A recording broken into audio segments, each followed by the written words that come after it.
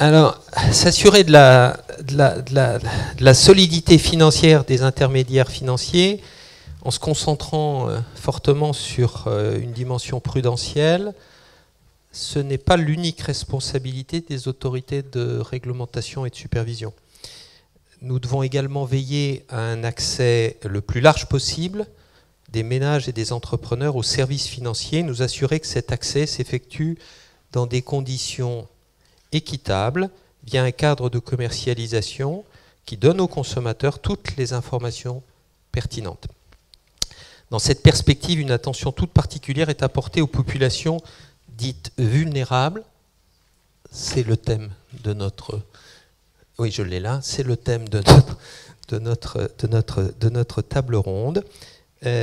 Parce que il est vrai que certaines fractions de la population sont plus exposées que d'autres à souscrire à des offres financières inadaptées, à devoir payer des frais bancaires ou disproportionnés, voire à perdre totalement l'accessibilité aux services bancaires.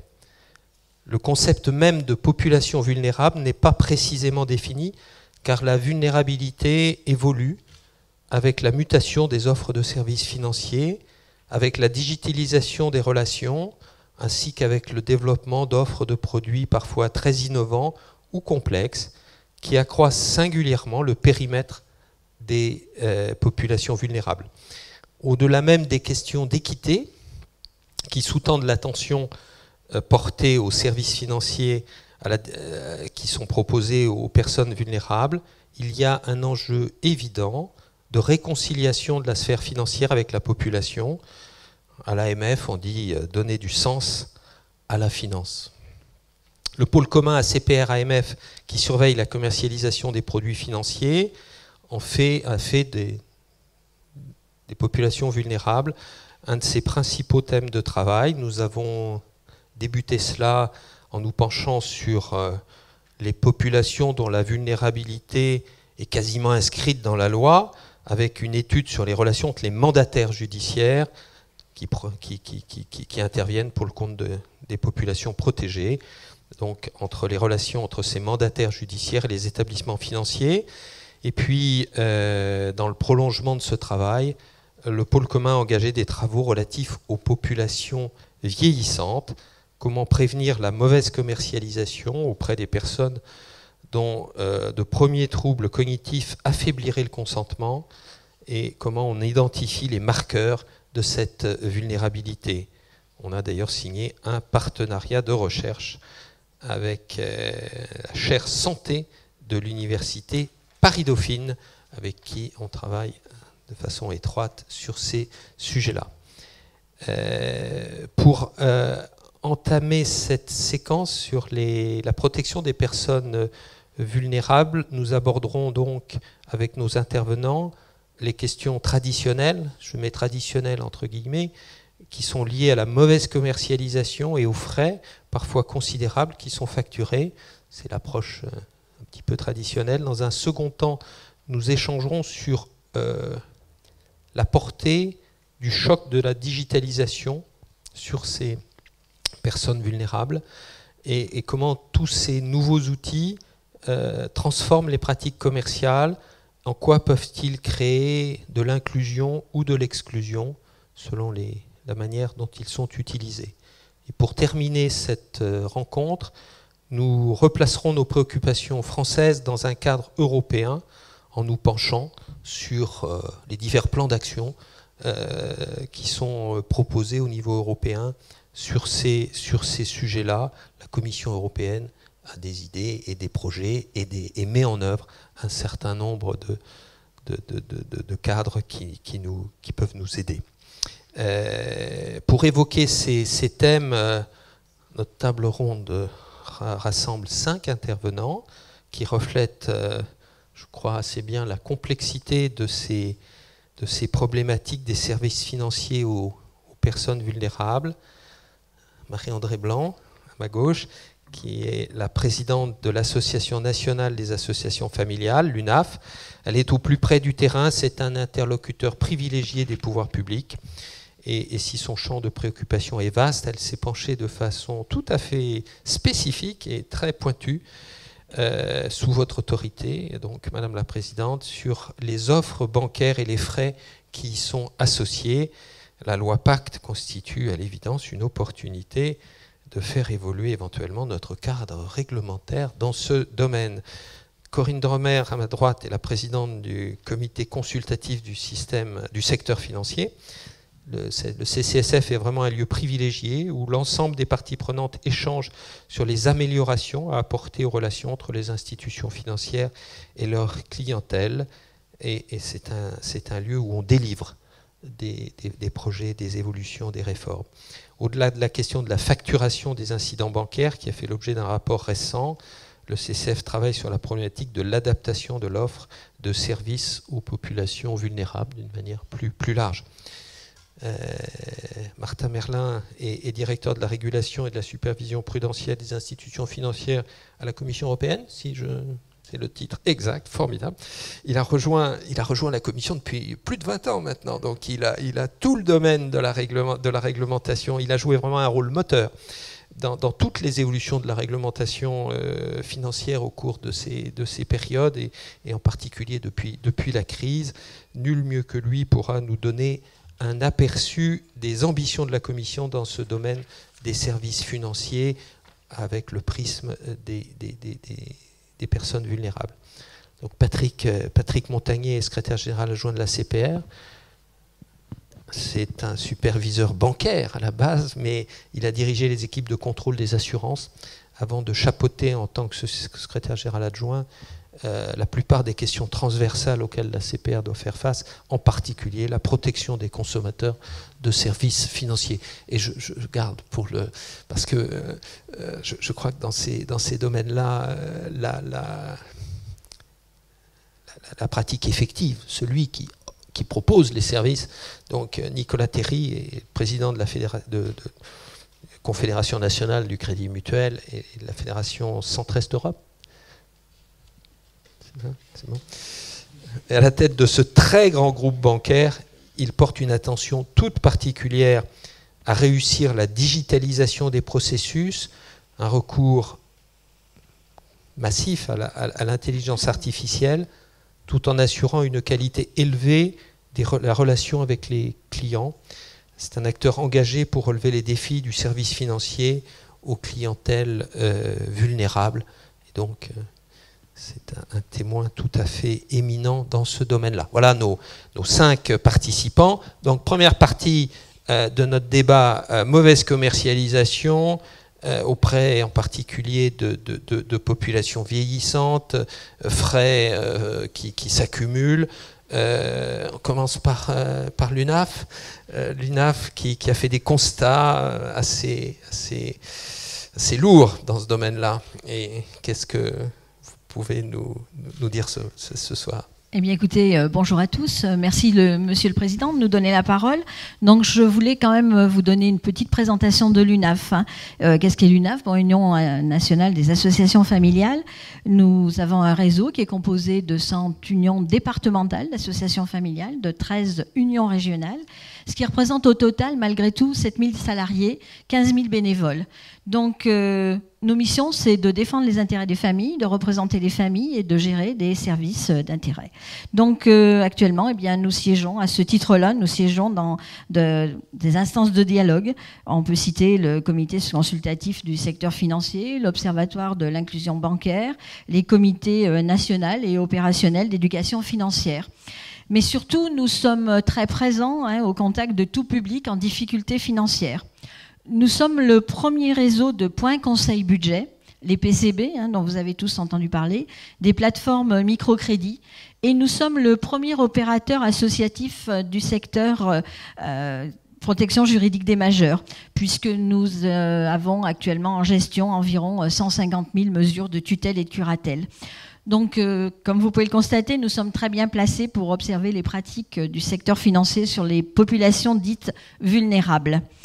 Et qu'est-ce que nous observons? Alors effectivement, Monsieur le Président, vous avez parlé d'une étude qui a été publiée il y a maintenant 1 an, hein, et qui concerne les frais d'incidents bancaires qui sont prélevés en cas de dépassement du découvert autorisé. Et cette étude, elle a été reçue comme un électrochoc dans l'opinion publique, parce que c'est vrai que nous avons mis en exergue des exemples très concrets. Entre autres, par exemple, un retraité qui gagne 1 200 € par mois et à qui sa banque a demandé 400 € de frais d'incident à payer en 15 jours sans aucune négociation. Aucun rendez-vous proposé par son conseiller. Quand vous avez un budget contraint et donc très peu d'épargne de côté, comment s'en sortir? Sinon en arrêtant peut-être de se nourrir ou bien sûr, chose qu'il ne faut absolument pas remettre en exergue, eh bien, ne plus payer son loyer. Et là, la question qui se pose est la suivante: peut-on vraiment parler d'un service rendu au client? Autre cas concret, une personne divorcée à qui on a prélevé 3 500 € de frais d'incident en 1 année. Résultat, eh bien, plus d'argent pour exercer son droit de visite et un recours au crédit renouvelable pour s'acheter à manger. Aucune proposition de changement de son package bancaire. Alors, fort de ces exemples, hein, nous en avons quand même déduit certaines postures. Entre autres, les frais d'incident bancaire sont pour nous un véritable scandale, à la fois moral et économique. Parce que, première des conséquences, ils amputent le pouvoir d'achat de millions de familles. Entre 4 et 8 millions de clients paient tous les mois des frais d'incident bancaire. Cela, en 2016, représentait un chiffre d'affaires de 6,5 milliards d'euros. Le deuxième point, par essence, il sanctionne par définition des populations déjà fragilisées par les accidents de la vie ou avec des revenus faibles ou très faibles, et en font même plonger certains dans le malendettement et la pauvreté. Troisième analyse, le prélèvement, c'est de façon quasi automatique, générant de plus en plus d'incidents pour le client et des incivilités au guichet. Autre analyse, et je pense que quand on parle de clients, tout à l'heure, vous en avez fait état, effectivement, ces frais d'incident bancaire dégradent encore plus l'image que les Français se font de la banque. Un enjeu majeur à l'heure de l'ouverture des marchés financiers et d'une concurrence accrue. Et puis, 5e point, ces frais subventionnent de manière croisée les taux très bas des crédits immobiliers, ce qui appelle une vigilance renforcée, notamment sur leur tarification, selon les termes du Haut Conseil de la stabilité financière. Alors les questions qu'on est à même de poser, il y en a 2. Qu'attendent les banques pour comprendre qu'elles ont le devoir de ne pas aggraver les difficultés financières de leurs clients? Qu'attendent les régulateurs et les pouvoirs publics pour impulser un nécessaire rééquilibrage du modèle économique des banques de détail, beaucoup trop dépendant de ces frais d'incident? Le sujet est sur la table depuis de nombreuses années, au moins 15 ans. En 2010, un rapport préconisait déjà ce rééquilibrage. Or, force est de constater que plus les rapports se multiplient et plus les ambitions reculent. Que ce soit le rapport du CCF qui n'a pas fait l'objet d'un consensus ou les mesures annoncées par le gouvernement, les réponses ne semblent pas à la hauteur des enjeux. Nous saluons toutefois le fait que la PCR se saisisse de ces questions, en plus du reste à travers les contrôles qu'elle pourra mener. Nous espérons qu'elle bénéficiera de moyens suffisants pour ce faire. Quoi qu'il en soit, c'est un sujet de long terme, celui de la tarification des services bancaires et de l'inclusion bancaire. Et je peux vous assurer que l'UNAF interviendra dans le débat public aussi longtemps que nécessaire et restera force de proposition. Je vous remercie. Merci. Donc vous comprenez pourquoi nous avons commencé par vous. Vous avez interpellé les banquiers, les régulateurs et le CCSF qui n'est pas arrivé. Donc, quels sont les éléments de réponse? Parce que je sais que ces anomalies ou ces incidents sont quand même au cœur de la réflexion, à la fois pour les banquiers, les régulateurs et les organismes. Et quelles précautions prenez-vous au Crédit Mutuel pour éviter les errements qui viennent, ou limiter les errements qui viennent d'être indiqués, si vous partagez? Bien, merci Monsieur le Président. Accusé, levez-vous. Mais je vais rester assis. Je voudrais juste d'abord dire que, curieusement, les banquiers n'ont pas pour vocation, et les salariés du secteur bancaire n'ont pas pour vocation d'exploiter les personnes vulnérables. Que s'ils vont au bureau le matin, c'est pour rendre service, c'est pour donner des services, c'est que leur métier a du sens, et que accompagner la population, quel que soit son niveau de revenu, dans la réalisation de ces projets, leur offrir une sécurité absolue des transactions, leur permettre de protéger leur famille, d'avoir des assurances emprunteurs qui leur permettent d'acquérir un patrimoine et d'avoir un cycle de l'Espagne, donne sens à leur métier. Et je suis toujours accablé, humainement accablé, de la culture de la confrontation et du pari constant selon lequel la vraie intention des 380 000 salariés du secteur bancaire est d'exploiter leurs concitoyens et de leur prélever des frais indus. Et j'étends le raisonnement, même si là-dessus peut-être que vous ne le croirez pas, aussi à tous mes collègues patrons de réseaux bancaires qui en général gèrent des collectivités, en l'occurrence pour moi de 80 000 salariés et 25 000 bénévoles, en essayant tous les jours de donner du sens, d'être au meilleur niveau de service, de solidité, de sécurité et de disponibilité pour nos clients. Et je voudrais le rappeler parce que si je suis ici, c'est parce que je voudrais d'abord remercier la CPR Édouard Fernandez-Bolo de m'avoir offert cette occasion. Je pense que le dialogue est toujours préférable à la confrontation. Moi, je crois au contrat social. Roche, Randall, au nom de la loi, c'était bon pour mon enfance et je pense qu'aujourd'hui, on a dépassé ce stade-là. Donc oui, il y a des cas regrettables. Il y a des millions de clients bien servis. Il y a des millions de transactions qui arrivent à destination. Et je voudrais rappeler que les banques françaises sont les seules en Europe, grâce, je pense, à une excellence de dialogue, une excellence de transparence entre l'autorité de supervision et les établissements bancaires, ça n'exclut pas la discussion, à avoir traversé la crise dans des conditions qui n'ont mis en cause ni leurs clients, ni les finances publiques. Alors, accusé, levez-vous, je veux bien. J'ajoute qu'un banquier qui octroie un découvert, il rend aussi un service. Il pourrait refuser le prélèvement. Il pourrait par exemple refuser le prélèvement de logement, refuser le prélèvement d'impôts, refuser le prélèvement de la cantine scolaire. Il y a beaucoup de circonstances où il ne le fait pas parce qu'il a une claire conscience des besoins des clients.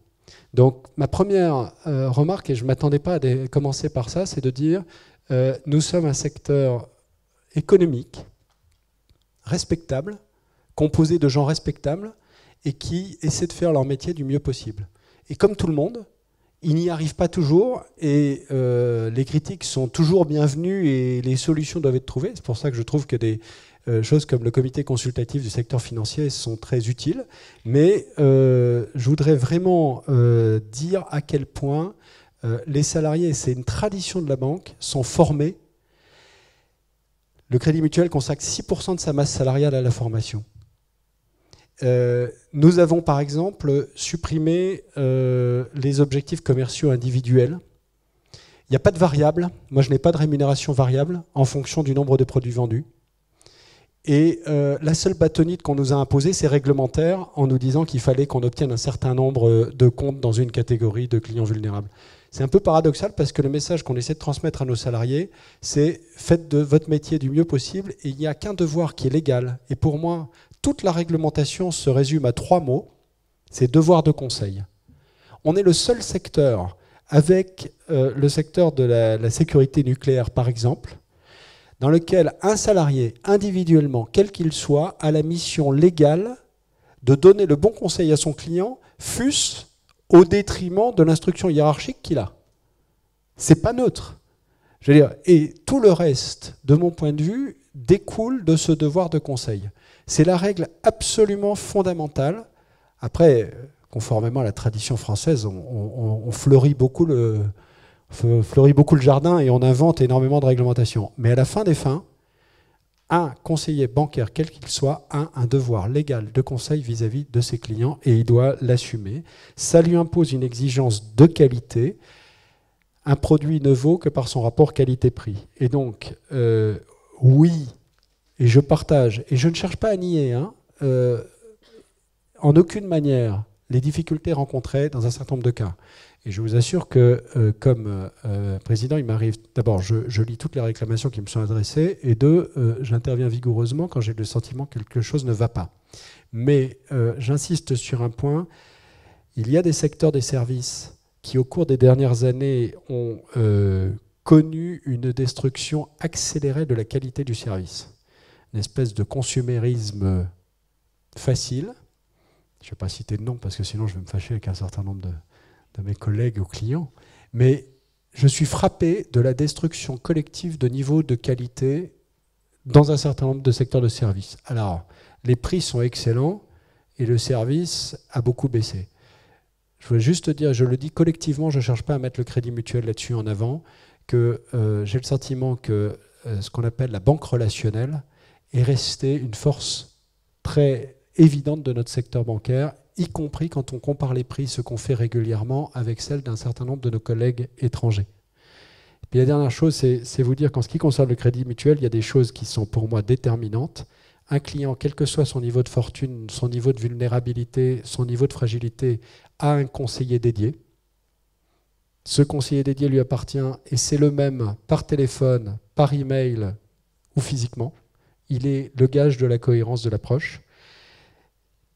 L'enjeu pour nous, c'est la fidélisation de long terme.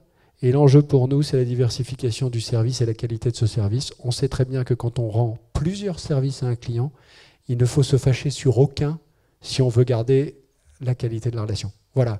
Donc, oui, et on en est très heureux pour toujours travailler sur la meilleure prise en charge des clients, mais je pense que ni la dénonciation ni la confrontation ne sont des gages de progrès collectif. Cet échange, le CCSF en est un lieu où il se produit de façon le plus approfondie, avec la plupart des parties prenantes. Donc on a à la fois l'UNAF et des représentants du secteur bancaire. Comment est-ce que la mayonnaise prend sur ces questions-là? Où est-ce que l'équilibre peut s'établir? En fait, c'est exactement comme ici, avec le public en moins. Donc c'est très facile à imaginer. On a des débats assez vifs. Je reprendrai juste un point, Madame Blanc. Il y a eu effectivement un consensus, mais pas une unanimité, mais un large consensus, y compris des associations de consommateurs, sur ce rapport. Et vous savez que sur tous les sujets un petit peu difficiles, effectivement, l'unanimité devient de plus en plus rare, mais il y a eu un consensus. Alors, juste une petite chose, c'est que nous avons effectivement, moi je voudrais parler aussi des tarifs bancaires de façon générale. Sur la partie incident, nous avons montré un certain nombre de propositions, en particulier pour éviter l'accumulation des frais, pour donner aux particuliers, y compris, j'allais dire tout le monde, pas uniquement les personnes fragiles, une liberté, ou essayer d'avoir une liberté de choix dans les dates de prélèvement, donc tout un tas de choses très pratico-pratiques, mais qui peuvent effectivement réduire ou même éviter les incidents. Mais je voudrais faire un petit point sur les tarifs bancaires. Parce que je ne suis pas sûre qu'on est en dehors des incidents. Les personnes vulnérables n'ont pas toutes des incidents. Enfin, en tout cas, je ne crois pas. Et en tout cas, il faut voir aujourd'hui ce que c'est que les tarifs bancaires. Vous savez que nous avons, via l'Observatoire des tarifs bancaires qui est en notre sein, nous suivons l'évolution des tarifs. On suit aussi d'ailleurs les nouvelles lignes ou les lignes tarifaires qui sont supprimées. Donc on a une bonne visibilité sur les évolutions. Alors c'est vrai que je dis tout de suite, je vais parler des tarifs qui sont affichés dans les plaquettes. Je ne parle pas des tarifs qui sont effectivement facturés, parce qu'il peut y avoir des accords. Mais qu'est-ce qu'on voit? C'est en moins. Donc si tu veux, les tarifs affichés, c'est le plafond. En fait, on s'aperçoit aujourd'hui que sur l'ensemble des banques en ligne, vous savez que nous avons un extrait standard des tarifs qui sont les 11 tarifs les plus représentatifs des services bancaires. Et donc sur ces 11 services, quand on regarde les banques en ligne aujourd'hui, on a suivi 10 banques en ligne, il y en a 5 qui ont la totalité de ces 11 tarifs gratuits, y compris les frais de tenue de compte, y compris les cartes, tout est gratuit. Alors vous allez dire c'est gratuit sous conditions. Certaines ont des conditions de revenus, d'autres des conditions d'épargne, d'autres des conditions d'utilisation de la carte bancaire. Mais 5 banques en ligne font des services gratuits. 3 font des propos, c'est pas obligatoire, une assurance perte ou vol. 2 facturent les frais de tenue de compte et une seule facture les banques, les cartes bancaires, les 3 types de cartes bancaires. Donc quand même, c'est quand même très important ce phénomène, parce que ça veut dire quoi? Ça veut dire que face à cette concurrence, les banques à réseau, elles s'adaptent. Ça veut dire quoi? Ça veut dire qu'aujourd'hui, sur l'ensemble des banques à réseau, les frais de virement, c'est 0 €, les frais de prélèvement, c'est 0 €, l'abonnement pour la gestion des comptes en ligne, c'est 0 € pour les 3/4 des établissements. Il y en a quand même encore un quart qui est facture. La seule chose, j'allais dire, qui est encore, qui n'est pas facturée dans les banques en ligne, mais qui est facturée dans les banques à réseau, c'est les alertes de SMS sur la situation des comptes. Alors là, je voudrais juste m'arrêter 2 secondes parce que aujourd'hui, les tarifs qu'on voit, c'est grosso modo entre 6 et 36 €. C'est très important, les alertes SMS, pour les populations vulnérables. Pourquoi? Parce que justement, c'est le moyen le plus efficace de prévention. Attention, votre compte n'a plus que 10 ou 20 €. C'est une information immédiate. Et donc c'est vrai que pour la protection des plus vulnérables, c'est vrai que c'est un outil de prévention qu'il faut valoriser et qu'il faut le proposer. Et alors là, les tarifs ont un petit peu baissé sur les alertes SMS, mais ce serait bien qu'elles baissent quand même un tout petit peu plus, si c'est possible. Le corollaire de ça, effectivement, ça a été le fait que la présence, le contact avec le conseiller est devenu coûteux. Alors pas dans les banques à réseau, puisqu'ils ne le facturent pas plus, mais en revanche, on voit bien que les banques en ligne, le système, le modèle des banques en ligne, c'est chaque contact avec un conseiller par téléphone ou présence physique, ça veut dire 3 € ou 5 € par demande. Ça veut dire que pour les populations qui sont un peu vieillissantes, ça veut dire qu'à chaque fois qu'ils ont besoin d'avoir affaire à un conseiller, ça leur coûte effectivement très cher. Donc on est en train de voir quand même un modèle qui est un modèle avec forte gratuité, sauf quand on a affaire à un conseiller bancaire, en tout cas pour les banques en ligne. J'ai toujours peur, quand je vois la gratuité venir vers les banques à réseau, que ce coût du conseiller aussi remonte un petit peu dans les banques à réseau. Dernier élément sur les tarifs bancaires, c'est la convergence qu'on voit actuellement sur les cartes bancaires. Vous savez, il y a 3 types de cartes: les cartes à débit différé, cartes à débit immédiat et les cartes à autorisation systématique. Si on prend sur les 10 dernières années, les cartes à débit différé n'ont quasiment pas bougé. Elles sont en moyenne à 43 €. En revanche, les cartes à débit immédiat n'ont pas cessé de progresser, les tarifs ont monté, et aujourd'hui elles sont pratiquement en train de converger. Et puis alors surtout, les cartes à autorisation systématique, ce sont les cartes qui sont données dans le cadre de l'offre spécifique. Ce sont les cartes qui sont données aux plus fragiles. Et ces cartes aussi, on voit que les tarifs sont en train d'augmenter de façon systématique. Alors, c'est d'autant plus dommage qu'en plus, ce sont des cartes difficiles parce que, vous savez, c'est une carte qui vous dit tout de suite, il faut que le terminal ait un moyen d'interrogation, puisque c'est censé, ça ne peut vous débiter que si vous avez de la provision.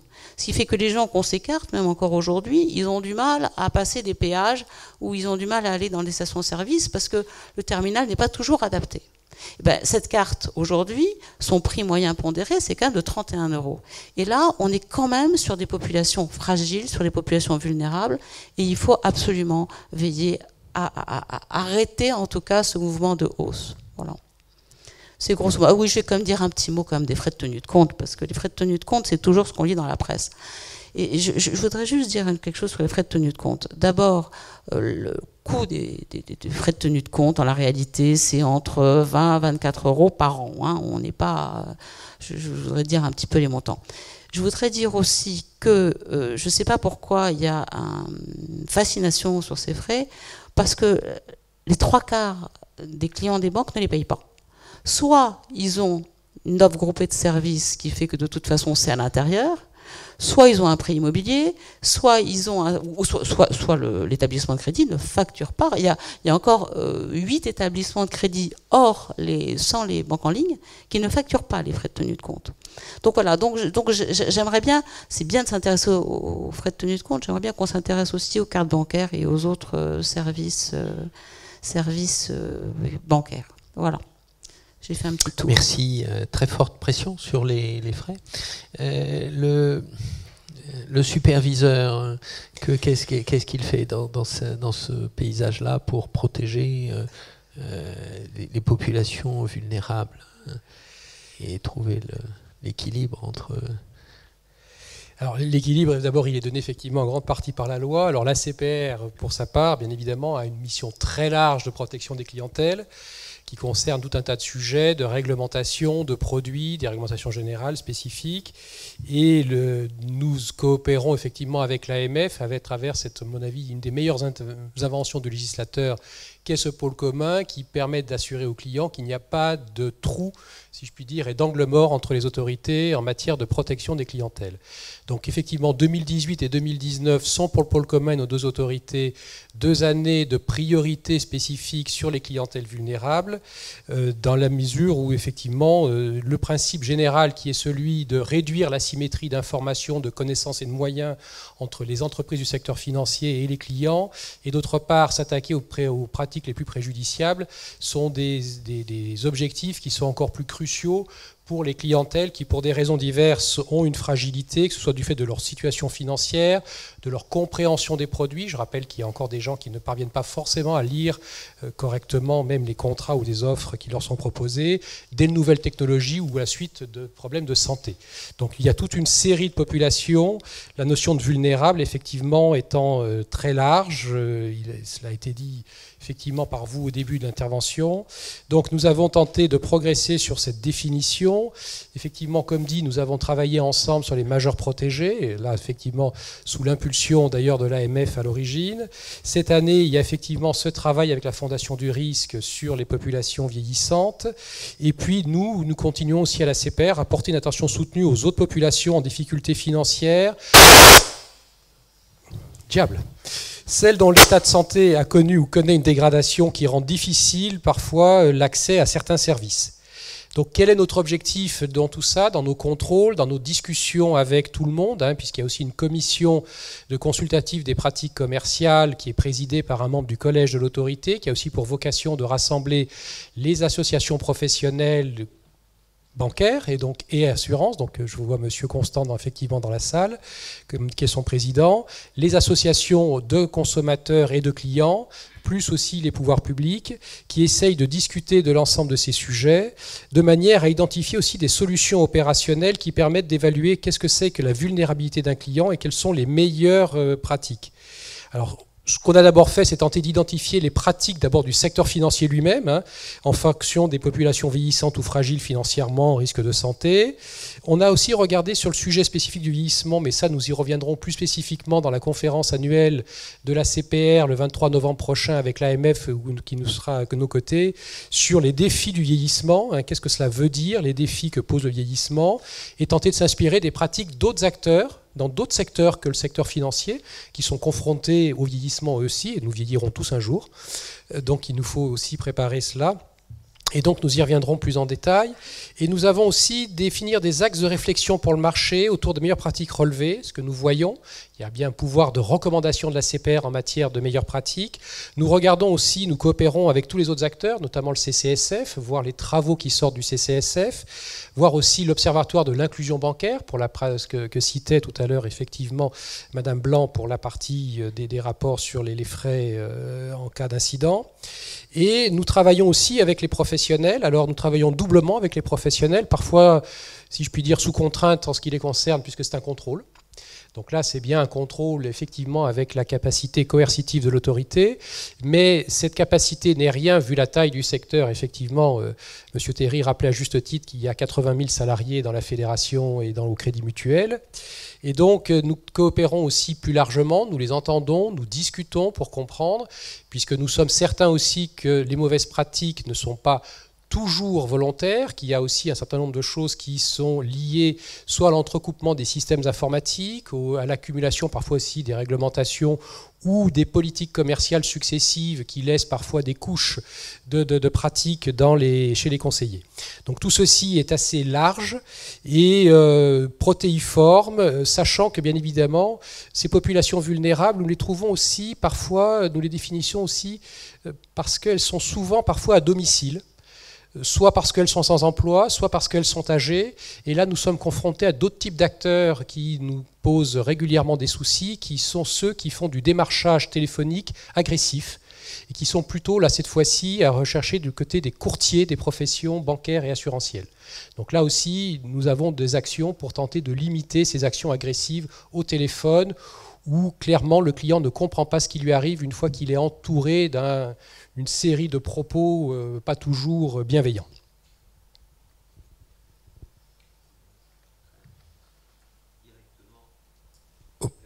Directement opérationnel dans des contrôles spécifiques qui peuvent même se traduire par des sanctions.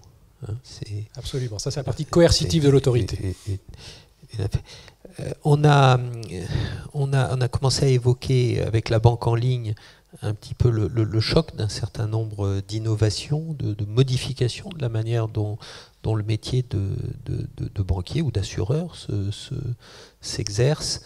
Et donc là, il y a là une problématique nouvelle pour des populations qui deviennent fragiles parce que l'offre de systèmes financiers se modifie et elles ne sont pas forcément prêtes à en comprendre les tenants et les aboutissants. Donc cette question de fracture numérique, un grand sujet qui va bien au-delà du système financier, elle touche aussi le système financier. Comment est-ce qu'on aborde cette problématique-là au CCSF ? Oui, effectivement, la fracture numérique, c'est une réalité qui, pour l'instant, malheureusement, les chiffres ne s'améliorent pas. Il y avait eu un baromètre du numérique qui était daté de 2016 qui montrait qu'à peu près 15% des personnes n'ont pas accès, des Français n'ont pas d'accès à Internet. Alors en fait, la descriptif que faisait le baromètre de ces personnes, c'était grosso modo un septuagénaire, effectivement, puisqu'on parlait des populations vieillissantes, un septuagénaire sur 2 qui n'a pas Internet. Les 2 tiers sont des personnes seules. 60% pratiquement sont des femmes, 25% ont des bas revenus, donc on voit bien à peu près comment le tableau en fait de ces personnes qui n'ont pas Internet. 43% sont non diplômés, je rajoute ça en plus. Et en fait, ce qui est gênant, c'est qu'il y a eu une étude très récente que je vous recommande de Deloitte qui est sortie en avril 2018, qui était sur les Français et les nouveaux services financiers, mais qui dit à peu près la même chose, c'est-à-dire 2 ans après. 16% des consommateurs ne réalisent jamais ou exceptionnellement d'opérations bancaires en ligne. Le conseiller n'est l'interlocuteur privilégié que pour la souscription des produits. Mais là, il y a quand même 60% des gens qui passent par le conseiller pour la souscription des produits. Et évidemment, si vous en avez 15% qui ne font jamais d'opérations bancaires en ligne, et bien vous en avez 75% qui, en revanche, privilégient le canal Internet pour les opérations courantes. Alors, ça veut dire qu'aujourd'hui, qu'est-ce qui a été mis en place ? Il y a eu beaucoup de choses qui ont été mises en place. D'abord, je voudrais quand même citer la mission d'accessibilité de la Banque Postale, pour laquelle le CCSF a émis évidemment un avis très positif. C'est vraiment très très important. La mission de la Banque Postale aujourd'hui, c'est 2 millions de personnes qui en profitent, qui en bénéficient, qui bénéficient d'un service de caisse pour pouvoir tirer du cash, qui bénéficient du livret A pour faire des opérations courantes. Et ça, le CCSF, effectivement, avait validé le fait de maintenir cette mission de la Banque Postale au moins jusqu'en 2020. Subventionné par l'État. Subventionné par l'État. Oui, mais c'est une mission de service public. Oui. Il y a évidemment le rôle des associations locales. Je vais quand même citer, pour la formation en particulier des publics, pour la formation Internet, je vais citer le travail que fait, mais ils ne sont pas les seuls, hein, qui fait Emmaüs Connect en région, pour essayer de former, y compris d'ailleurs, on m'a expliqué que même des jeunes ont du mal à utiliser les applis bancaires ou utiliser des pas que bancaires d'ailleurs, mais utiliser des applis pour faire des démarches administratives en ligne. Il y a effectivement ce que disait Madame Blanc, c'est-à-dire les PCB, qui permettent effectivement d'avoir une présence physique pour aider les personnes qui n'arrivent pas à avoir un accès à Internet. Et donc c'est aussi un soutien, c'est aussi une forme de conseil. Et puis il y a eu aussi, l'État avait lancé le tarif social de l'Internet pour qu'effectivement ce soit moins cher. Mais je voudrais quand même dire une chose, c'est que c'est vrai que c'est un problème de génération, mais je pense que les technologies nouvelles sont une chance pour l'inclusion bancaire. Je pense que effectivement, quand vous voyez ce que sont les tarifs bancaires aujourd'hui, quand on sait faire une opération courante, je veux dire, moi j'arrive à le faire. J'espère que quand j'aurai 90 ans, j'arriverai encore. Hein, donc on est sur plutôt un problème de génération. Mais aujourd'hui, ouvrir un compte, c'est 2 clics. Ou alors vous passez la porte du buraliste, mais c'est quand même très très simple. La plupart des banques en ligne qui demandaient des revenus minimums ne le demandent plus. Donc de moins en moins, on a d'obligation d'avoir un revenu minimum pour aller sur une banque en ligne. Vous avez en fait, globalement, les coûts sont relativement bas, y compris dans les banques à réseau. Je vais quand même citer ces nouvelles offres qu'on voit, qui sont des offres sans découvert et qui sont des offres à 2 € par mois, sans citer de banque. Et puis, quand on parlait des moyens de paiement, vous allez avoir, et ça c'est pour demain, le paiement instantané. On a parlé tout à l'heure du coût des cartes bancaires. Le paiement instantané, c'est à coût quasiment 0 ou proche de 0. Et ça, pour les populations fragiles, c'est une chance formidable. Voilà, donc ce que je veux dire, c'est que aujourd'hui, effectivement, on parle de l'inclusion, on parle de ces difficultés-là, mais je me dis que si on s'imagine à 5 ans ou à 10 ans, peut-être qu'enfin, les nouvelles technologies seront une chance pour l'inclusion.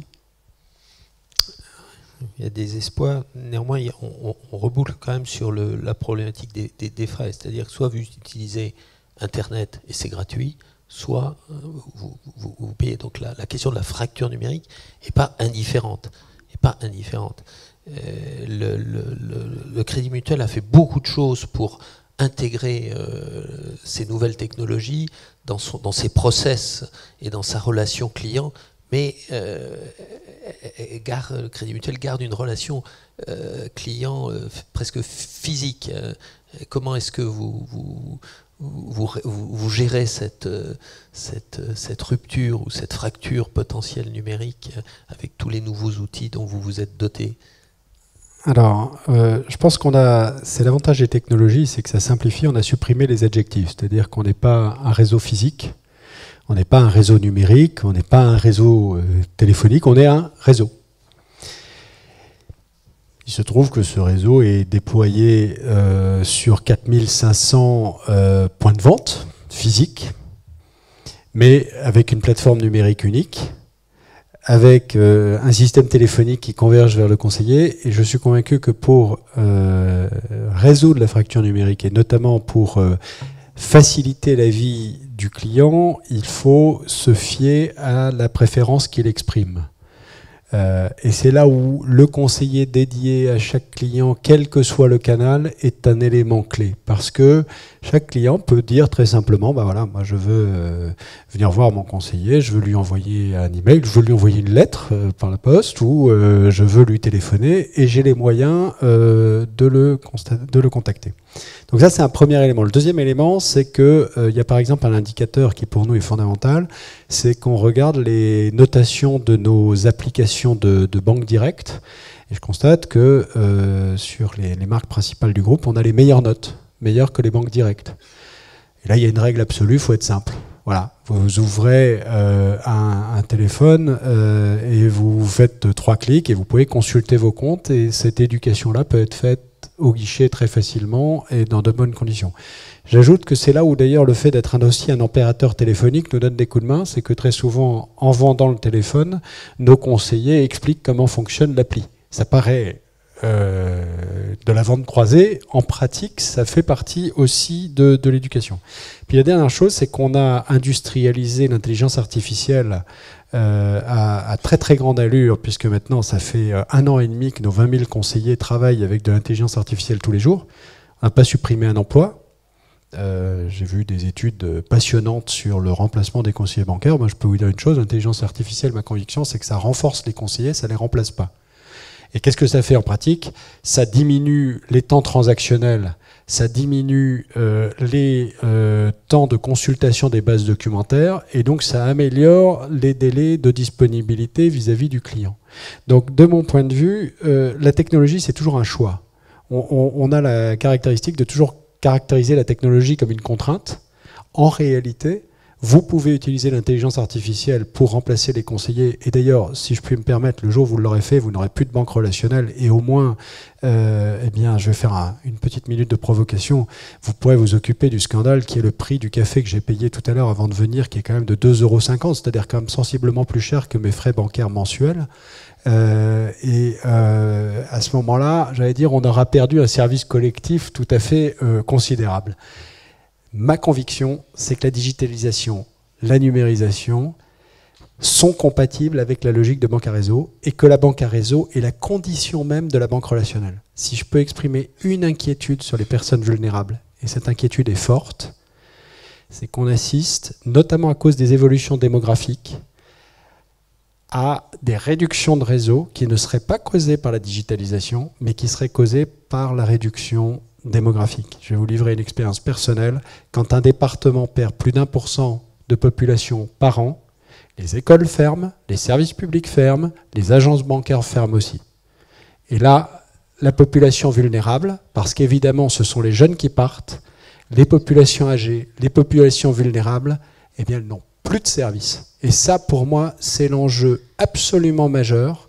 Je considère que le fait d'avoir des banques à réseau qui se donnent des objectifs relationnels est un élément clé. Le jour où ces banques à réseau, faute de démographie suffisante, faute de rentabilité suffisante de l'activité, eh bien, seront dans tout Paris, dans tout Strasbourg, dans tout Lille, dans tout Marseille, dans toutes ces grandes métropoles, et ne seront plus dans les campagnes, dans les bourgs et dans les villes moyennes, eh bien, nous aurons, j'espère, dans un prochain colloque, une discussion intéressante sur l'évolution du secteur bancaire. Pour moi, ça, c'est un enjeu majeur. Et le deuxième enjeu majeur, c'est la sécurité. C'est que c'est toujours pareil avec la qualité de service. On ne se rend pas compte de l'importance de la sécurité des transactions. Et je le dis, un système ne vaut que par la solidité de son maillon le plus faible. Si vous faites rentrer des plateformes, des fintech, des machins dans lesquels il n'y a pas cette sécurité de transaction, eh bien, c'est un enjeu de système. Voilà. Et donc, la digitalisation, y compris pour la protection des plus vulnérables, elle repose, de mon point de vue, sur deux choses. Une sécurité qui réclame des investissements considérables et un déploiement de réseaux suffisant sur le territoire. Ces mots doivent trouver un écho tout particulier auprès de l'UNAF, je suppose. Présence territoriale et la manière d'intégrer ces évolutions technologiques pour en faire bénéficier en fait le plus grand nombre. Votre approche dans ces sujets? Oui, tout à fait. Donc moi, je vais revenir un petit peu sur notre expérience de terrain, effectivement, qui démontre que tout ou partie de la population ne rentre pas dans ce mouvement et ne le fera jamais dans tout ce qui est la digitalisation au niveau des banques. Entre autres, je pense aux personnes atteintes de la maladie d'Alzheimer, les personnes en situation de handicap mental, de dépendance, de peur du progrès. Et puis, malgré tout, quelque chose qu'il faut dire aussi, ça n'est pas seulement une question de génération, parce qu'on s'aperçoit que de nombreux jeunes sont en incapacité cognitive de mener des démarches administratives en ligne. Donc je pense qu'il faut vraiment qu'on propose effectivement à ces personnes, mais non pas la débancarisation, mais qu'on leur propose des services bancaires adaptés à leurs capacités, leurs besoins. Et pour revenir sur les propos effectivement de monsieur sur les zones rurales, eh bien en particulier en zone rurale, je pense que la question de la préservation d'un réseau physique et de l'usage des espèces doit être également de mise, parce que nous avons aussi des personnes protégées qui ont besoin d'espèces. Donc je vais quand même limiter mon intervention à 2 préoccupations qui pour moi sont majeures. Tout d'abord, c'est notre inquiétude concernant les conséquences du développement accéléré et plutôt exclusif des services tout numériques pour les personnes protégées. Parce que cette politique engendre en effet de nouvelles formes d'exclusion dont il faut absolument tenir compte. Par ailleurs, il est important pour moi de vous alerter sur les dysfonctionnements qui existent couramment et qui empêchent des personnes protégées d'accéder à des services auxquels elles ont droit. Ce sont des citoyens. Et ces situations donc, où vraiment elles sont mises à la marge peuvent être source de stigmatisation, de tension. Et nous sommes convaincus qu'elles pourraient tout à fait être évitées avec une meilleure connaissance de droits relatifs au régime de tutelle ou de curatelle par les professionnels des établissements financiers. Sur le risque d'exclusion numérique des personnes protégées, il faut quand même savoir qu'en France, 800 000 personnes sont sous mesure de protection. Et on peut dire que dans les années à venir, l'évolution démographique, et en particulier le vieillissement, bien évidemment, laisse entrevoir une évolution à la hausse. Et les vulnérabilités qui amènent les juges à prononcer une mesure de protection sont diverses, mais reposent toutes sur le constat médical d'une altération des facultés personnelles. Au cours de sa vie, toute personne peut être fragilisée par le grand âge, par le handicap, par la maladie ou par des troubles psychiques ou des troubles cognitifs. Donc, toutes ces situations peuvent s'associer à une grande précarité sociale et économique. La moitié de ces 800 000 personnes protégées est accompagnée par sa famille ou par un proche.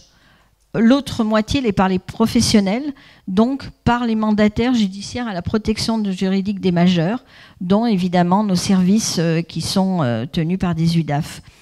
Donc notre réseau, je vous le disais en démarrage de mon intervention, compte pratiquement 150 000 personnes protégées, ce qui nous fait vraiment le premier opérateur. Et je tiens quand même à vous rappeler que chaque personne en curatelle ou en tutelle est avant tout un citoyen. Un citoyen protégé, mais contraint parfois dans sa capacité à faire seul, mais une personne singulière dont les droits doivent être respectés et la volonté prise en compte. Et c'est justement l'objet du mandat de protection judiciaire qui peut les amener à maintenir une autonomie, à défendre leurs droits, à faire valoir leurs droits, mais aussi à leur donner, à les aider à gagner en autonomie. Donc bien sûr que nous avons fait part de nos inquiétudes à la CPR, à l'AMF, lors de la récente enquête sur les relations entre les établissements financiers, les mandataires judiciaires et les personnes protégées. Nous alertons sur le fait qu'il est impératif que l'ensemble des institutions privées et publiques prennent conscience de multiples fragilités qui existent et qui contribuent à l'exclusion pure et simple de millions de nos concitoyens. Absolument, le numérique doit être accessible à tous. Il doit constituer un levier vers plus de simplicité et être facteur d'autonomie et d'insertion. Il ne doit absolument en aucun cas être générateur de fractures sociales. Alors là, nous avons aussi quand même, nous affirmons des choses, mais nous avons aussi des préconisations à vous donner. Entre autres, de créer des outils, des produits et des services adaptés aux besoins des personnes, à mettre en place des mesures d'accompagnement, à savoir favoriser les initiatives d'aide entre pairs, développer des lieux comme les maisons de service au public, les MASP, qui accompagnent les citoyens dans leur démarche, et puis, bien sûr, d'autres options que le digital doivent perdurer, car même avec un accompagnement, certaines personnes protégées ne seront jamais en mesure de se passer de l'accueil physique. Des guichets doivent être maintenus comme des alternatives toujours possibles. À plusieurs reprises, nous avons transmis ces propositions, mais bien d'autres au pouvoir public, mais également à vous. Nous savons également que Jacques Toubon, défenseur des droits, est saisi d'innombrables réclamations et qu'il milite pour la dématérialisation des services qui ne pénaliseraient absolument pas les usagers les plus fragiles. Il propose lui aussi de multiples solutions. Et puis, je dirais que bien évidemment, nous espérons être entendus. Mais autre chose qui m'interpelle, c'est la méconnaissance du cadre juridique du régime de protection. Et là, vraiment, des efforts par les établissements financiers sont indispensables pour respecter les droits des majeurs protégés. Les mandataires judiciaires à la protection juridique des majeurs sont très souvent contraints de rappeler les règles à leurs interlocuteurs bancaires ou assurantiels. Par exemple, des compagnies d'assurance ont refusé la souscription d'assurance en cas de décès, empêchant de ce fait des personnes en tutelle d'obtenir des prêts immobiliers.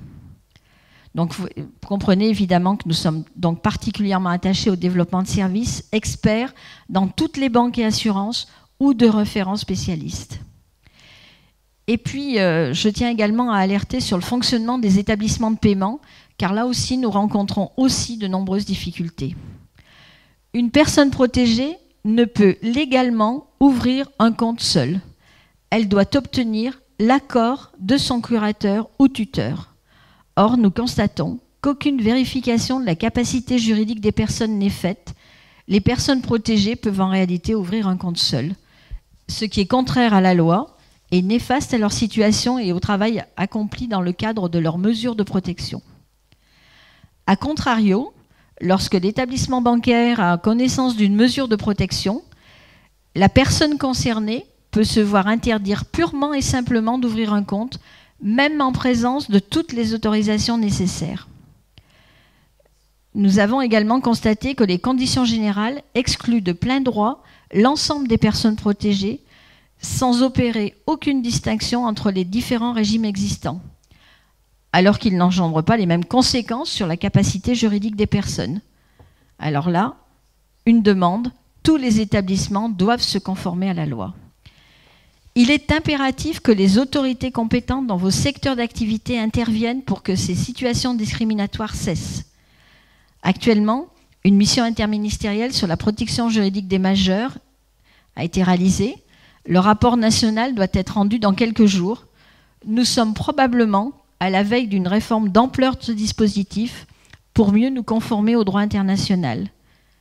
Il serait heureux que les secteurs des établissements financiers et assurantiels, qui sont nos partenaires incontournables, s'emparent de ce sujet et avancent à nos côtés pour mieux faire respecter la dignité de nos concitoyens et améliorer les conditions d'exercice des plus vulnérables. Je vous remercie. Merci beaucoup. La question des majeurs protégés est vraiment une question que le pôle commun a traitée de façon un peu en avance de phase par rapport à ce que vous venez d'évoquer, à contribuer à améliorer le diagnostic et la prise de conscience des problématiques dans ce secteur-là. Patrick, sur la question plus globale de la digitalisation, de la manière dont on peut l'aborder, le pôle commun, quelles sont ses préoccupations et ses axes de réflexion? Oui, alors effectivement, on parle beaucoup de la révolution digitale. Il y avait une enquête de la CPR l'année dernière qui montrait qu'effectivement, c'était quelque chose qui allait très vite. Nous rappelons aussi qu'il y a encore d'anciennes innovations techniques, l'usage de la carte bancaire, qui a encore des difficultés chez certaines clientèles. Et pourtant, c'est une innovation qui a 40 ans. Donc c'est quelque chose qui va assez loin, mais le numérique change énormément de choses, on le voit très bien. On l'a vu, ça peut être une difficulté à simplement avoir les moyens économiques de trouver le matériel et l'abonnement, ça peut être des difficultés à comprendre le cheminement de ce que c'est qu'une application, etc. Et donc un des enseignements des travaux du pôle commun l'année dernière entre la CPR et l'AMF sur les majeurs protégés est que ces clients ont des besoins particuliers effectivement de proximité, et là effectivement je rejoins Madame Blanc et ce que disait aussi Monsieur Théry juste avant, de simplicité et de sécurité. Et donc, il n'est pas du tout évident, notamment, que des personnes puissent facilement exécuter une suite d'opérations qui paraissent logiques comme ça et qui sont inhérentes à un processus numérique qui est un peu, si je puis dire, en succession de logiques et de choix successifs, y compris alors même que parfois ils ont des difficultés à retirer de l'argent à un distributeur automatique de billets. Donc on voit bien que là, il y a un enjeu. Et donc ce type de difficulté, nous, notre conception, avec effectivement la direction des épargnes particuliers à l'AMF, c'est que ces difficultés peuvent aussi concerner des populations plus larges que les seuls majeurs protégés, et que donc c'est un bon moyen d'essayer de comprendre de quoi on peut avoir besoin. Pour autant, nous ne sommes pas très favorables, et là, effectivement, je rejoindrai encore la logique à la fois, d'ailleurs, convergente, à la fois de Madame Blanc et de Monsieur Théry, qui est de dire qu'il ne faut pas non plus que ce dispositif soit systématique, c'est-à-dire qu'il y a des besoins différents et qu'il ne faut pas que la définition de population a priori fragile aboutisse à les exclure de tout service classique. Il faut arriver à discerner effectivement quel est le besoin. Et donc, il faut que le secteur financier pense à prévoir des solutions alternatives pour cette fraction minoritaire de la clientèle qui est mal à l'aise ou incapable de faire face à la numérisation.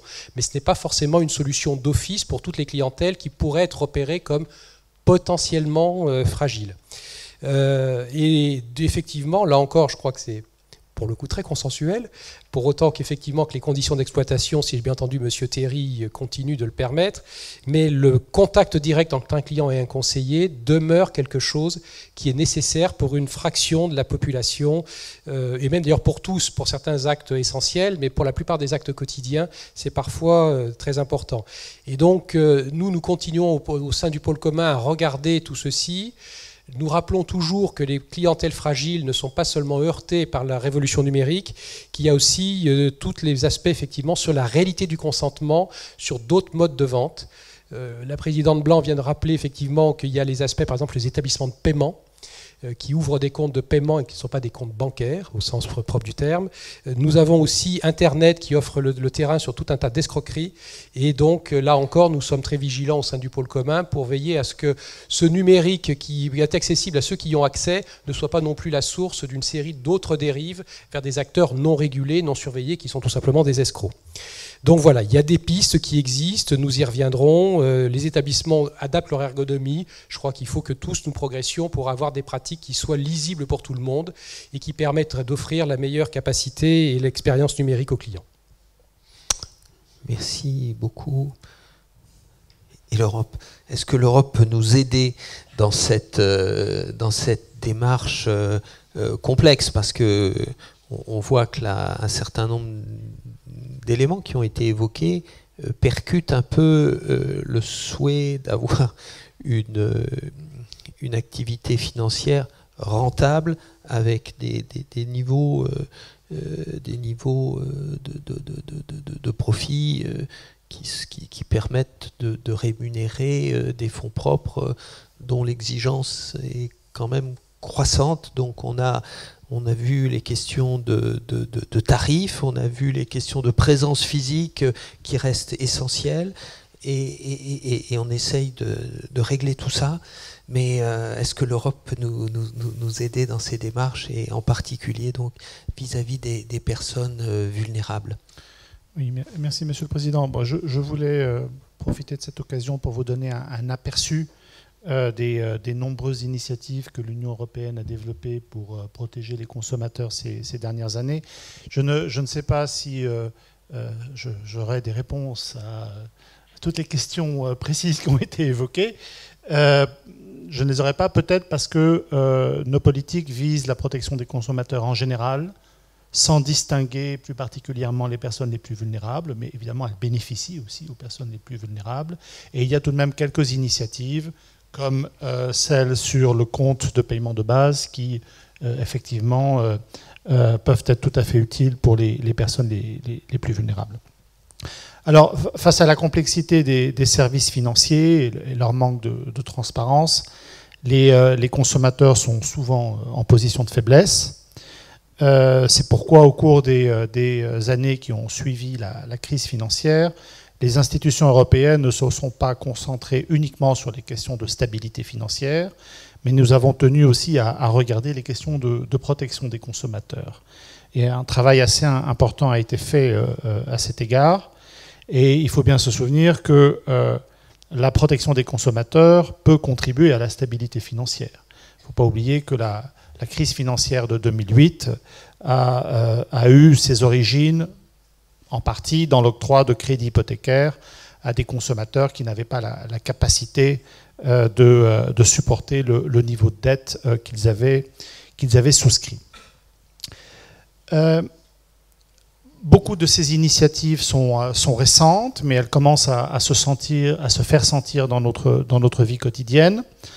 Désormais, un particulier qui souhaite investir dans les marchés financiers reçoit une documentation complète et claire sur les produits qui lui sont proposés grâce à la législation PRIPS, qui a fait l'objet d'un compromis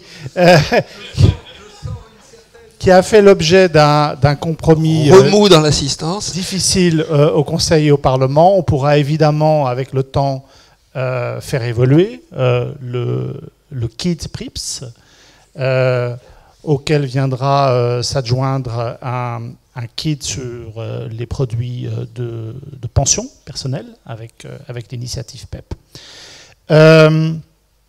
Et MiFID 2 assure aussi que les investisseurs ne seront pas exposés à des risques excessifs et qu'ils comprennent suffisamment bien les produits financiers et les risques qui leur sont inhérents.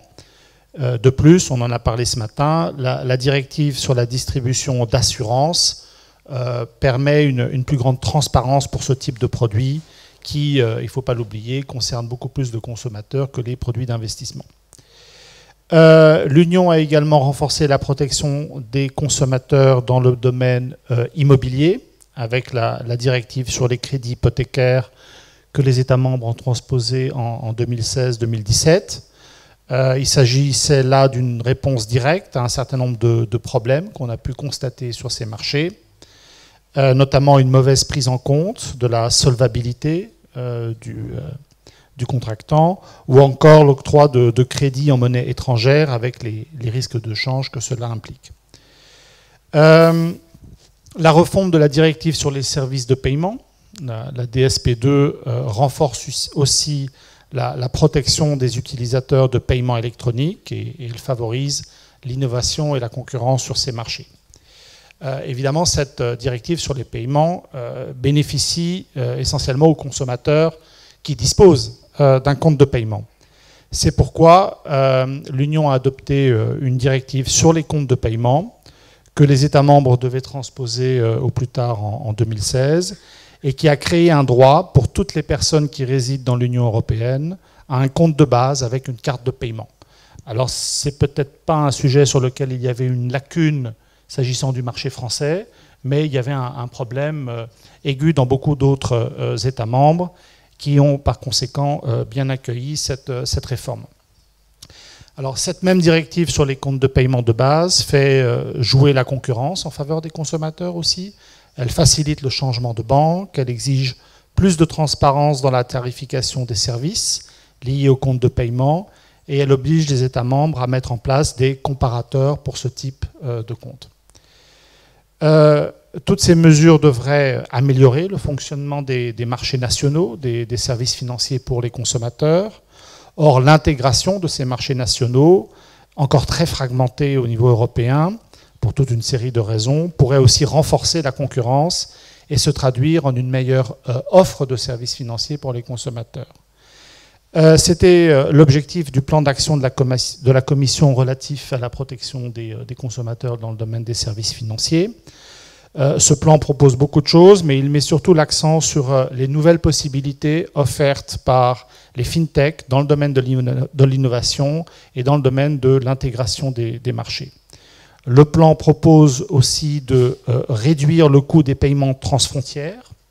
La Commission a proposé une mesure législative qui est actuellement discutée au Conseil et au Parlement afin de permettre à tous les Européens, y compris ceux qui vivent en dehors de la zone euro, de bénéficier de transactions transfrontières en euros au même prix que les transactions nationales. Et cette directive devrait aussi assurer une plus grande transparence des prix dans les opérations de change. Par ailleurs, le plan propose d'explorer comment améliorer la comparabilité des produits financiers et faciliter le changement de fournisseur dans le même esprit que la directive sur les comptes de paiement. Alors, les consommateurs bénéficient également de la directive sur le règlement extrajudiciaire des litiges de consommation. Beaucoup de ces services de médiation coopèrent avec le réseau Finnet qui assiste les consommateurs en cas de litige transfrontière sur un produit financier. Par ailleurs, nous nous efforçons de donner une voix aux consommateurs et à la société civile dans la formulation des politiques en matière de services financiers. Nous avons créé un groupe des utilisateurs des services financiers qui se réunit régulièrement et nous conseille sur nos propositions à venir. Et la Commission soutient également des réseaux comme Finance Watch et Better Finance pour que d'autres voix que celles de l'industrie se fassent entendre dans le débat politique sur les services financiers. Enfin, une initiative récente de la Commission qui s'intitule une nouvelle donne pour les consommateurs pourrait avoir un impact majeur sur la qualité des services financiers offerts aux consommateurs.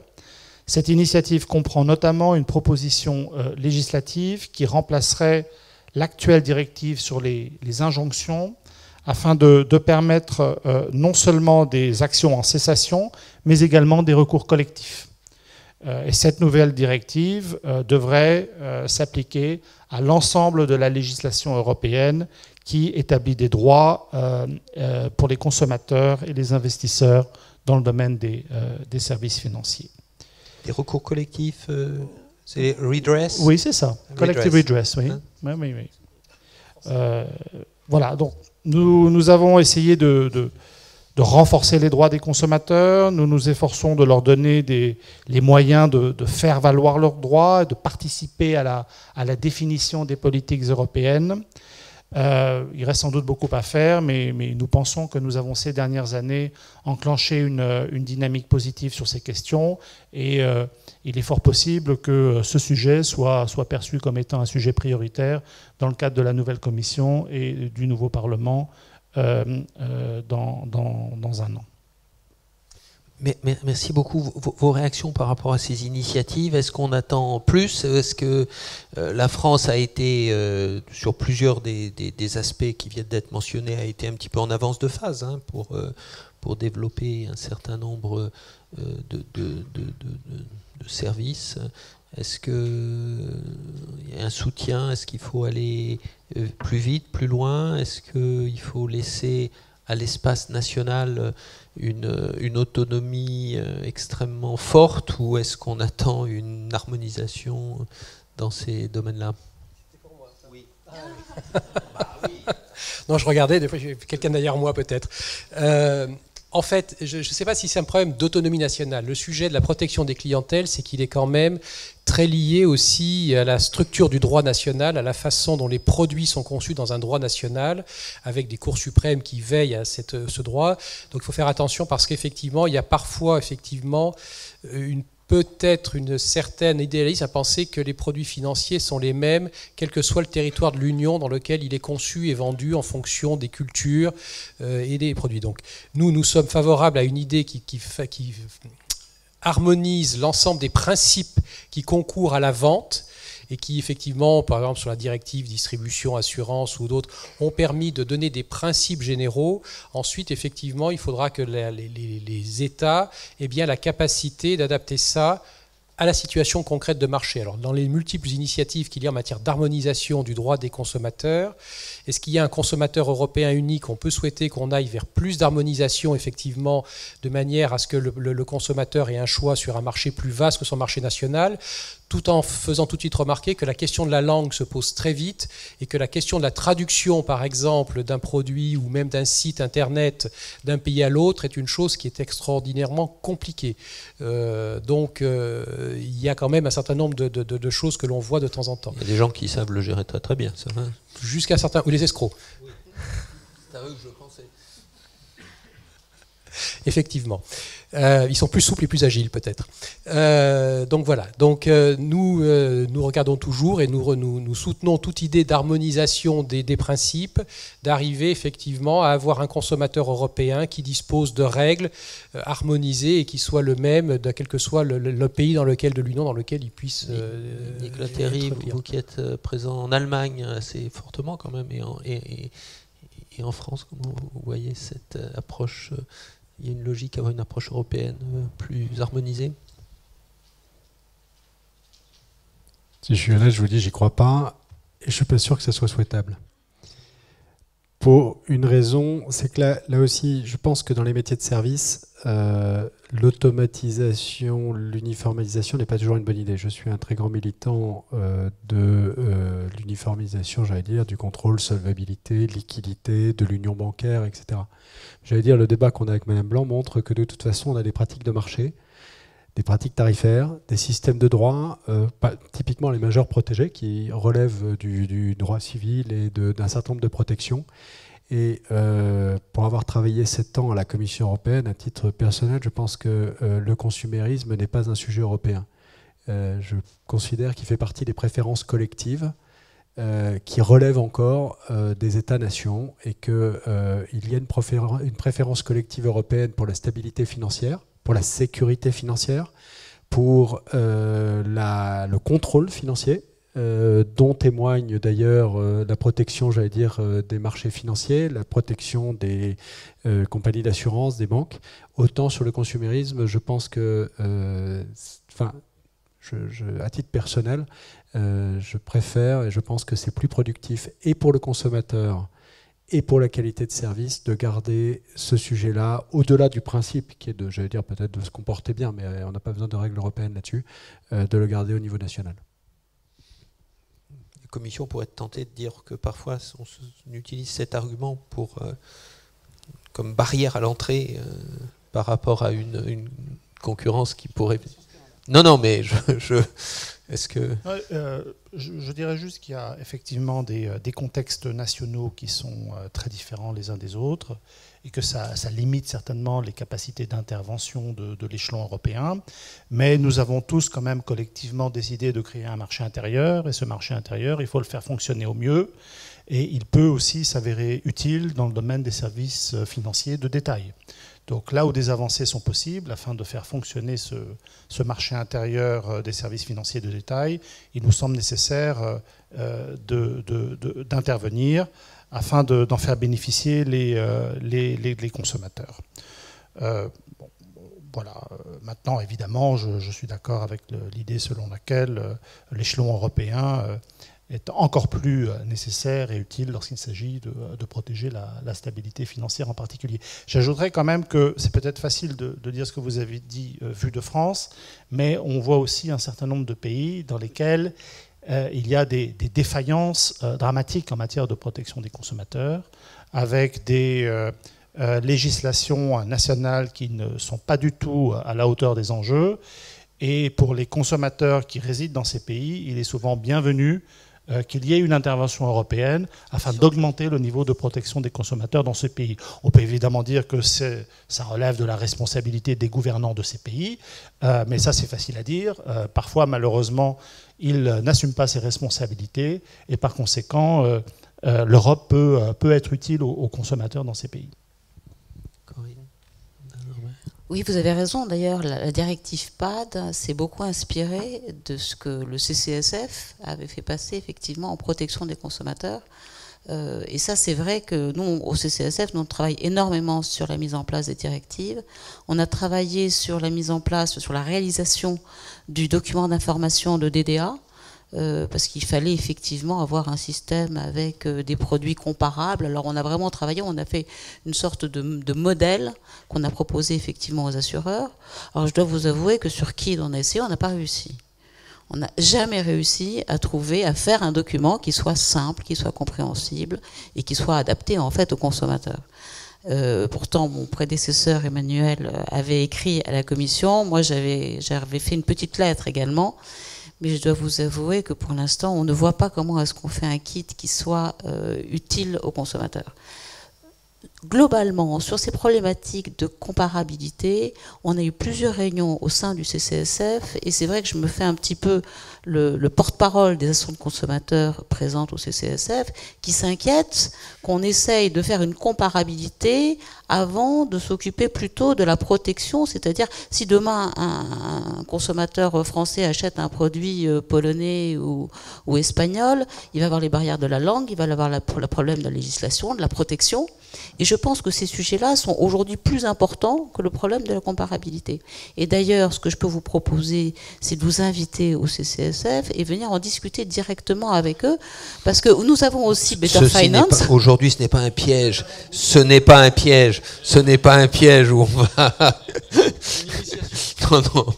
Oh, c'est pas un piège, c'est une invitation. Oui. Non, moi...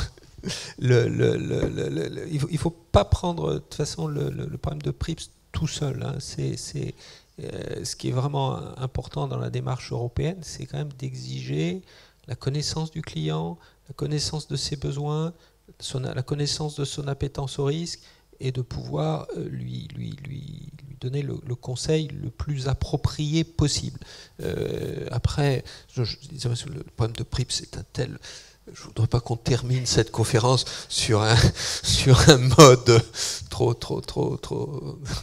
difficile et conflictuel, parce que pour l'essentiel, on est quand même... Je crois qu'on est d'accord avec la nécessité d'avoir au niveau européen une ardente obligation pour tous les pays membres et tous les acteurs de la sphère financière de prendre en compte effectivement les besoins des clients, et les besoins qui sont divers et qui ne peuvent pas se résumer à une fiche ou à une autre, mais la nécessité d'avoir un socle de principes de base partout développé en Europe est quand même le fondement d'une union, que ce soit d'une union bancaire ou d'une union des marchés de capitaux ou autre.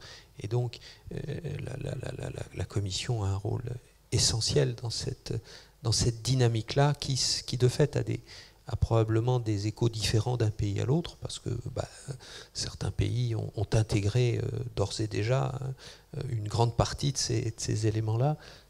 Mais ce qu'on voit quand même du débat d'aujourd'hui, c'est que même en France, on est peut-être en avance, mais on n'est pas arrivé au bout du processus.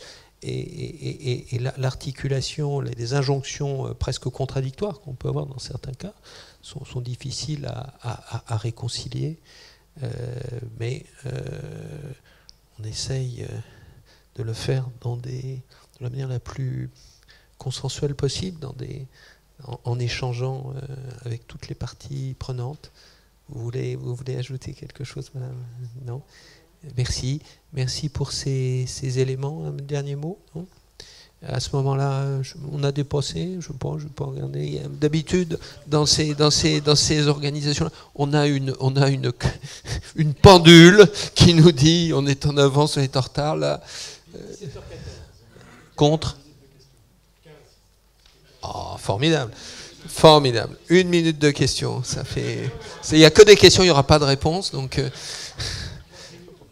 15 minutes. Ah, pardon. Alors, on a le temps.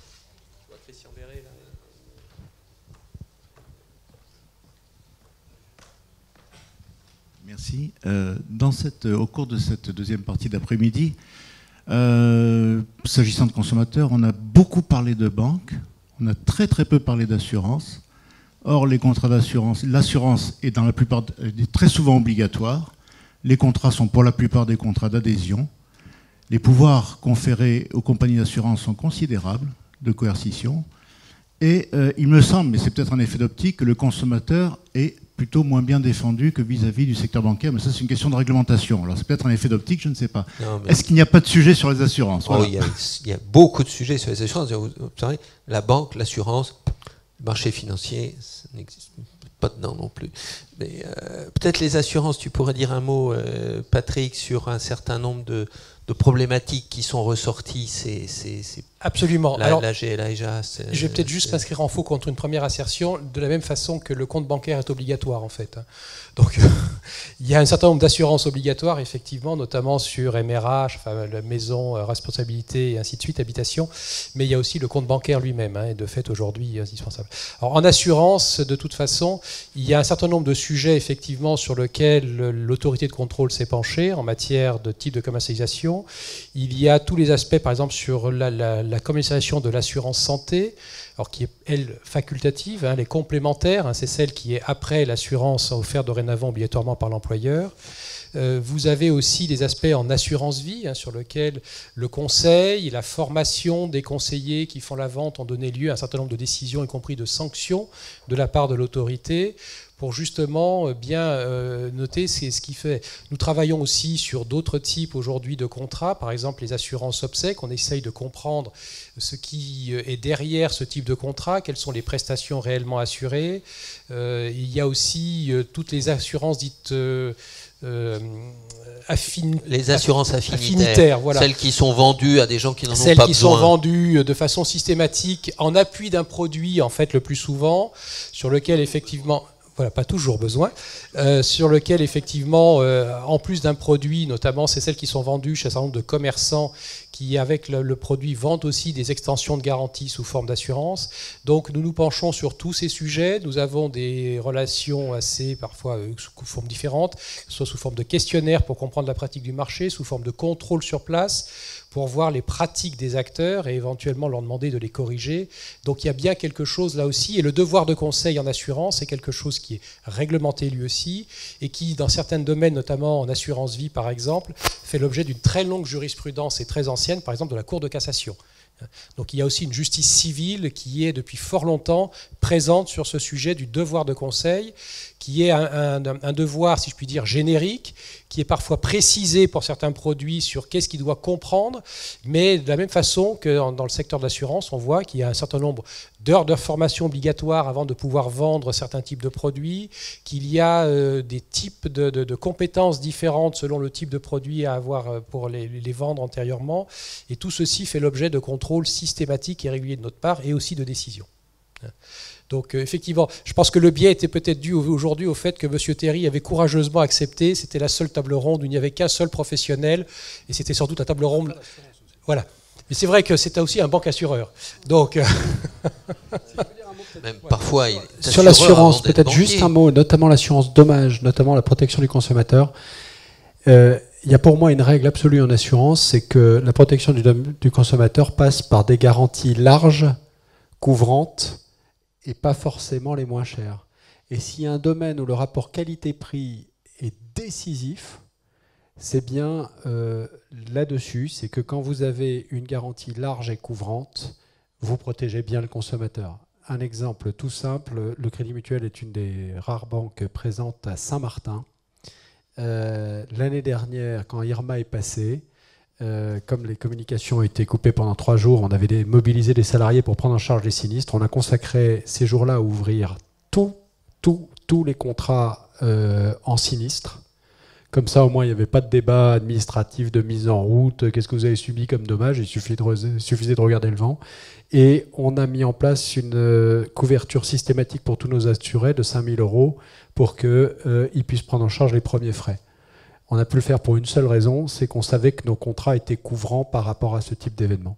Donc si je peux me permettre, là aussi, c'est pour ça que je milite pour garder la réglementation du consommateur quand même assez proche des contextes nationaux, etc. Parce qu'à la fin des fins, on relève beaucoup, dans tous nos métiers, du droit civil, du droit de la famille, des considérations de propriété.